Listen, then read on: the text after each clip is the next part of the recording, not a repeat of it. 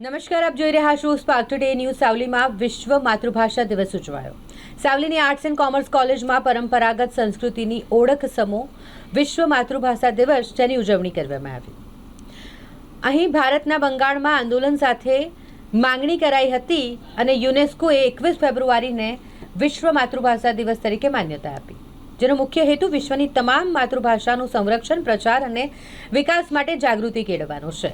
ભાષાકીય વૈવિધ્ય અને પરંપરાગત સાંસ્કૃતિક ઓળખનો આધાર છે પોતાની માતૃભાષાનો ગૌરવ રાખી વ્યવહારુ જીવનમાં ઉપયોગ કરવો જોઈએ, એ વિશ્વ માતૃભાષા દિવસનો સંદેશ છે।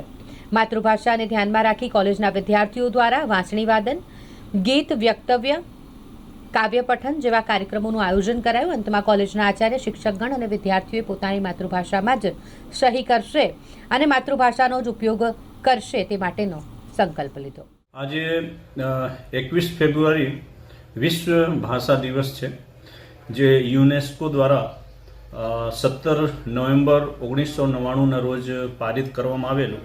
એ ખરેખર વિશ્વ ભાષા દિવસ આપણે બધાને ખબર છે કે બંગાળમાં 21 ફેબ્રુઆરી 1952ના રોજ એક આંદોલન થયેલું હતું પોતાને માતૃભાષાને બચાવવા માટે, જેમાં ઘણા બધા વિદ્યાર્થીઓ શહીદ થયેલા હતા।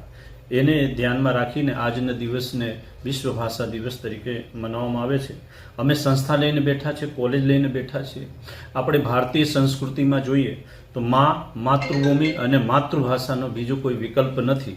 તો આજે અમારી કોલેજમાં સાવલી BK પટેલ આર્ટ્સ અને શ્રીમતી LM પટેલ કોમર્સ કોલેજમાં આ વિદ્યાર્થીઓને અવેરનેસ માટે, એમને જાણકારી માટે વિશ્વ ભાષા દિવસનો એક કાર્યક્રમનું આયોજન કરેલું, જેમાં વિદ્યાર્થીઓ આજે સંકલ્પ લીધેલું છે કે હવે આ કોલેજમાં અમે ગુજરાતીમાં જ વાતો કરશું અને જે હસ્તાક્ષર છે, આજે આપ નીચે જોશો તો વિદ્યાર્થીઓ જે છે પોતાની માતૃભાષામાં હસ્તાક્ષરનો એક અભિયાન ચલાવશે અને આ કોલેજમાં એ ભારતીય સંસ્કૃતિ, માતૃભૂમિ અને માતૃભાષાના જતન માટે સતત બધા પ્રયત્ન કરતા રહેશે।